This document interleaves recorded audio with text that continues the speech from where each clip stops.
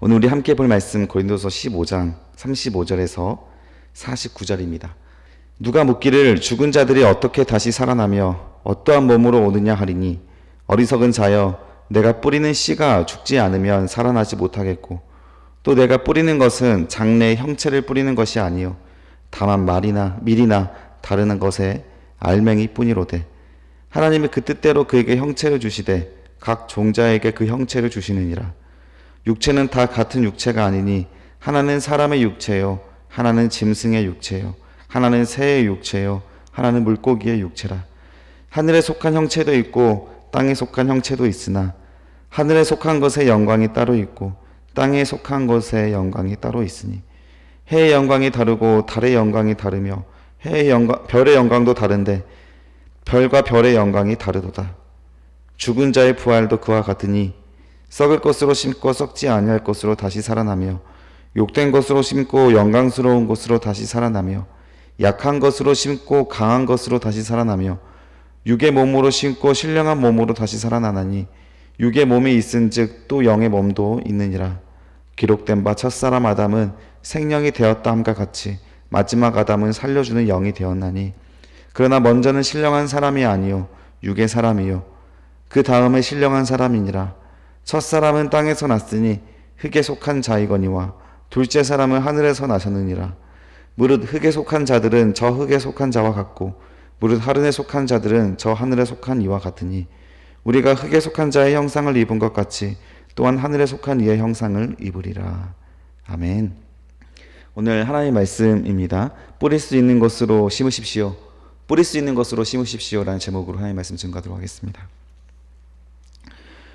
우리가 계속 부활에 대한 이야기를 살펴보고 있습니다. 지금 부활에 대해서 의미하는 바가 무엇인지를 바울이 이 고린도 교회에게 굉장히 자세하게 설명을 하고 있는 거예요. 이 부활은 한번 듣고 끝날 말씀이 아닙니다.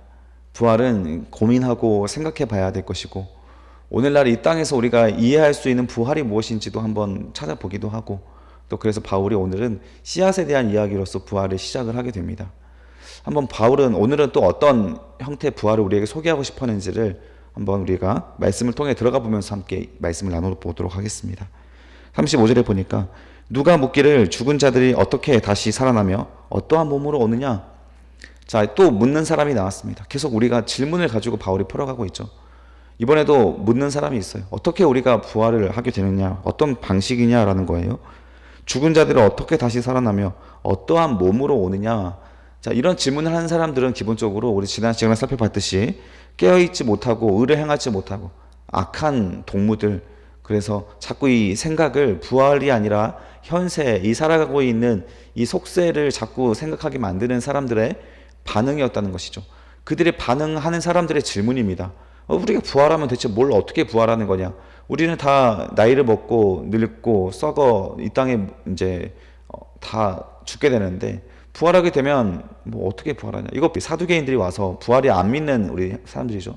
사두개인들이 예수님께 와가지고 예수님께 물어보잖아요. 뭐 7 형제가 있는데 그때는 형사취수제가 있어가지고 그 형이 먼저 결혼을 했는데 형이 아이가 없이 죽으면 둘째 동생이 그 다음에 그 형수를 위해서 형수가 이제는 뭐 재산도 없이 아이도 없이 그러면 기업을 물려받지도 못하게 되니까 둘째가 이제 물려받고 그 다음에 둘째도 만약에 아이를 갖지 못하게 되면 셋째가 또 그 아이를 그 형수에게로 들어가서 아이를 갖게 만들고 아무튼 이런 형사취수제가 있지 않습니까? 그럼 만약에 나중에 7째 동생까지 갔는데 그렇게 아이가 없이 죽었다가 나중에 천국에 가면 누가 이 아내의 남편이 됩니까? 라고 질문을 하지 않습니까? 그때 예수님께서 대답하시는 게 너희는 이제 뭐 죽어서 가면 뭐 결혼도 없고 남자 여자 막 이런 것도 없고 뭐 천사의 몸과 같이 바뀐다. 이런 대답이 있는데 아무튼 우리가 죽어서 어떻게 됩니까? 라고 하는 질문들이 이 사두개인의 질문처럼 예수님에게 불가능한 일을 우리에게 말함으로써 우리를 미혹시키지 마십시오. 부활이 중요한 게 아니라 이 땅에서의 삶이 중요한 겁니다. 이런 가치관과 이런 주장을 하는 사람들이 있었다라는 거예요. 이런 사람에 대해서 바울이 말하기를 어리석은 자요. 이 어리석은 사람들의 질문이다. 이런 것에 흔들리지 말아라 라고 하지만 예수님처럼 바울도 이들의 질문에 대해서 우리가 한번 고민을 해보자 라고 하면서 답변을 하는 겁니다.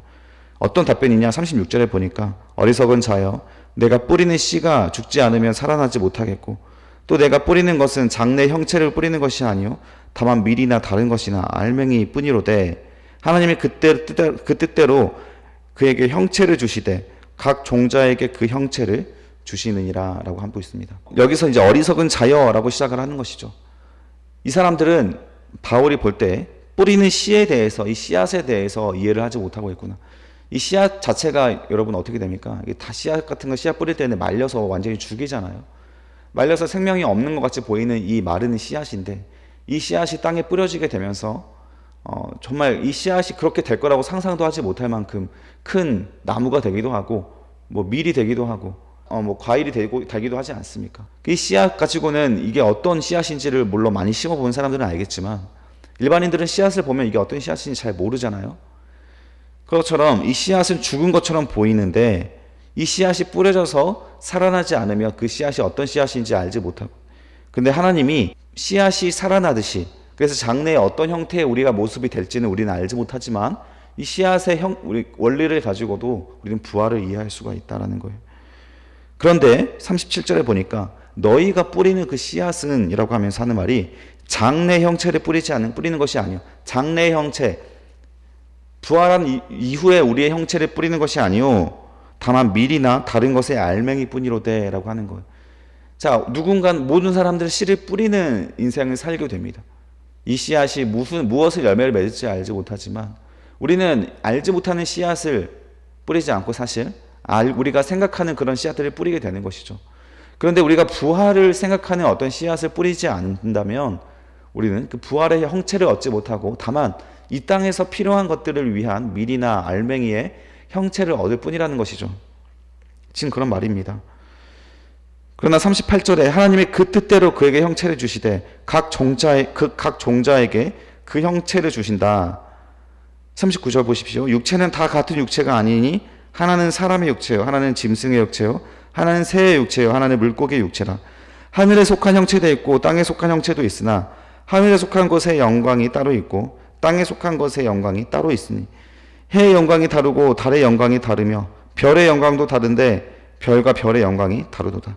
지금 계속 무슨 말씀을 하고 있는 거냐면 다양한 것들이 이렇게 뿌려지고 우리가 그 안에서 살아납니다. 우리도 육신의 몸도 다 다르게 이렇게 형체를 입고 살아나지 않습니까? 우리가 육신과 짐승과 뭐 식물 다 다르게 우리는 하나님의 피조를 받아서 태어났습니다. 피조물로서 태어났습니다.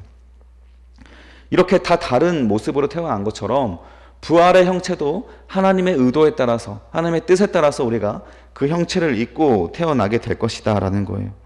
42절에 중요한 거죠. 죽은 자의 부활도 그와 같으니 썩을 것으로 심고 썩지 않을 것으로 다시 살아난다. 그리고 욕된 것으로 심고 영광스러운 것으로 다시 살아난다. 약한 것으로 심고 강한 것으로 다시 살아난다. 우리가 이 땅에서 심을 수 있는 것들은 다 육신이고 썩어질 것들입니다. 결국 우리가 교회 안에서 나누고 또 부활을 위해 우리가 무언가를 할 때 보십시오. 우리는 부활 이후에 이루어질 형상을 가지고 그 사람들과 나누지 않습니다. 영원히 이 땅에서 썩지 않을 것은 딱 말씀뿐이죠. 이 말씀만 영원하고 나머지 이 세상의 모든 것들은 다 썩어질 것이지 않습니까? 그럼에도 불구하고 우리가 교회 안에서 성도가 됨으로써 우리가 나누는 건 뭐예요? 다 사랑을 나누고 이 세상의 것들을 나누잖아요. 그러나 교회 밖에서 예수 안에서 이루어지지 않은 이런 나눔들은 전부 다 썩어질 것으로 끝이 나게 되지만 부활할 우리들은 이 땅의 것으로 나눈다 할지라도 영원할 것으로 거두게 된다라는 말씀이에요. 이 땅에서 우리가 어떤 모습으로 자라나고 어떤 형체로 우리가 태어날지 우리는 알지 못하고 태어났지만 하나님께서 그 씨앗이 하나님의 의도대로 태어나게 한 것처럼 우리에게도 각각의 다양한 생명을 주셔서 다양한 모습으로 우리를 태어나게 만드셨고, 그것처럼 부활의 모습에 우리가 어떤 모습으로 태어날지 모르지만 이 부활한 모습도 역시 하나님의 계획에 따라서 태어나게 되는데 그 모습들은 우리가 알고 뿌린 모습은 아니었다라는 거. 그래서 우리가 이 땅에서 알고 있는, 우리는 그 부활에 있는 것을 모르지만 알고 있는 것으로 이 땅에서 우리가 서로 사랑하고 나눔으로써 알고 있는 것으로 뿌리게 되지 않습니까? 우리가 신령한 영혼에 우리 몸속에 있지만 서로 나누는 것은 결국 물질이고 사랑이지 않습니까? 그런 것들은 다 언젠가 사라지게 되는 것이지만 여러분, 천국에 가면 부활한 영생을 입었을 때에는 하나님 안에서 그런 것들이 다 하나님께 보상받는 시간이 오고, 그 심었던 그런 것들이 다 아름답게 열매 맺는 것이 부활한 영생 때에 나타나게 된다라는 거예요. 45절 보십시오. 기록된 바 첫사람 아담은 생명이 되었담과 같이 마지막 아담은 살려주는 영이 되었나니, 그러나 먼저는 신령한 사람이 아니요 육의 사람이요 다음에 신령한 사람이니라 라고 합니다. 첫사람은 땅에서 났으니 흙에 속한 자이거니와 둘째 사람은 하늘에서 나셨느니라. 무릇 흙에 속한 자들은 저 흙에 속한 자와 같고 무릇 하늘에 속한 자들은 저 하늘에 속한 자와 같다. 하나님께서 첫 사람은 생명이 되게 만드셨습니다. 우리 안에 영혼을 넣어줬다는 것이 아니라 생명체가 되게 만들어 주셨어요. 첫 사람은 하나님은 이런 생명체가 되게 만들었다는 것 같이 마지막 아담 예수를 만드는 것이죠. 이 예수는 살려주는 영이 되었나니, 그러나 먼저는 신령한 사람이 아니라, 먼저가 예수의 그런 신령한 부활한 몸이 아니라 육의 몸으로 우리가 태어났기 때문에 우리는 이 땅에서 이 흙의 사람으로서 살아가게 되는 것입니다. 그러나 47절에 보면 둘째 사람은 하늘에서 나게 되는 거예요. 신령한 몸으로 있게 되는 거예요. 따라서 48절 보십시오. 흙에 속한 자들은 흙에 속한 자와 같이 사는 거예요. 그러나 무릇 하늘에 속한 자들은 저 하늘에 속한 자와 같이 살게 되는데, 우리가 흙에 속한 자의 형상을 입은 것 같이 또한 하늘에 속한 자의 이에 형상을 입게 될 날이 반드시 찾아오게 됩니다. 따라서 우리가 지금은 흙의 육신을 가지고 있습니다. 흙으로 빚어진 육신의 몸을 가지고 있기 때문에 이 땅에서 이 흙의 육신을 가지고 이 흙의 것들로 만들어진 것들 안에서 우리가 살아가게 되지만, 언젠가는 신령한 몸을 입고 다시 살아나게 되는 그때를 위하여 우리는 살아가게 되는 것이죠. 그렇다면 우리는 지금은 신령한 몸에 속한 사람이 아닙니까? 그렇지 않습니다. 우리는 그리스도에게 속한 자라 바울이 말했기 때문에, 육신으로 아직은 살아가서 우리가 할 수 있는 일은 육신의 것을 뿌리는 일입니다. 결국에 우리가 서로 필요한 이웃에게 사랑을 나누는 일은 물질을 나누는 일이에요. 우리에게 소중한, 우리가 이 땅에서 살아가야 할 것을 위해서 나누는 그런 일이 바로 흙의 일입니다. 육신의 일이에요. 그러나 우리는 그리스도에게 속했기 때문에 그 모든 것의 열매는 그리스도 안에서 맺히게 되는 겁니다. 그게 부활할 형태의 우리들의 모습이라는 것이죠. 따라서 우리가 오늘 해야 될 일은 부활할 육신을 생각을 해서 어떤 모습일지를 생각하며 거기에 고민하거나 거기에 매달리는 것이 아니라, 우리는 여전히 지금은 하나님께서 허락하신 그 계획 안에서 생명이 된 이 육신으로 살고 있기에 우리가 할 수 있는 것을 하라는 것이죠. 거창한 것을 말하는 것이 아니라는 겁니다. 하나님께서 기뻐하실 만한 작은 일이라도, 육신의 일이라도, 그것이 우리는 부활한 영생을 입고 반드시 그것으로 하나님의 계획에 따라서 다시 새롭게 지음을 받기 때문에, 그것으로 다 영원한 것으로 보상받기 때문에 지금 여러분들이 할 수 있는, 저희가 할 수 있는 그 무언가로서 하나님의 기쁨이 되면 되는 것입니다. 무엇이 있겠습니까? 저는 전도사로서 이 말씀을 가르치는 일에 성실하면 되는 것이고, 영혼을 위해 기도하는 것에 위해 성실하면 되는 것이고, 여러분은 각자의 삶의 자리에서 여러분들의 성실함으로 하나님이 기뻐할 만한 반응과 사랑을 나누면 되는 것입니다. 그런 것을 가지고 부활할 육신을 기대하며 우리는 주일날 모여서 예배할 수 있는 것이죠. 여러분, 오늘 하루 하나님께서 허락하신 우리에게 주신 사명과 소명이 있을 줄 믿습니다. 그런 것들을 우리가 어리석은 생각에 빠져들어서 자꾸 이 세상적인 것들에 흔들려서 이런 것들만 위하여서 살지 마시고, 부활할 우리의 육신이 있다는 것을 믿음으로써 그 하나님께서 지으실 그 부활한 육체를 기대하며 오늘 우리가 해야 될 일을 하십시오. 그것이 가장 지혜로운 신령한 사람들의 반응이고 믿음의 행위다라고 하는 것을 오늘 말씀을 통해서 우리에게 찾아오고 있습니다. 여러분, 오늘 다시 한번 반복드립니다. 우리에게 부활이 없다라고 생각을 한다면, 부활을 생각하지 않는다면 우리는 영원한 것을 위해서 뿌리지 못하는 자들입니다. 그냥 눈에 보이는 것들만 가지고 살게 됩니다. 그러나 우리는 부활하기 때문에 우리가 평소에 나눌 수 없는 것도 나눌 수가 있게 되는 거예요. 절대 성실할 수 없었던 부분들까지도 부활의 육신을 생각하며 우리는 오늘 하루 우리가 할 수 있는 일에 대해서 최선을 다할 수가 있는 것입니다. 여러분 흔들리지 마시고 부활할 그날을 기대하며 승리할 수 있는 하루가 되시기를 주님의 이름으로 축복합니다. 기도하겠습니다. 살아계신 아버지 하나님 감사합니다. 오늘 하나님께서 우리에게 주신 하나님의 말씀 우리가 기억하며 살아가길 원합니다. 하나님의 뜻에 따라 우리가 순종하며 걸어갈 수 있게 하시고 하나님께서 주시는 오늘 하루 성실하게 하나님이 주시는 이 시간과 또 만나게 하는 사람들마다 이 부활한 육신을 생각하며 우리가 성실하게 주님의 뜻을 이루어갈 수 있는 만남과 그런 하루가 될 수 있도록 하나님 함께하여 주시옵소서.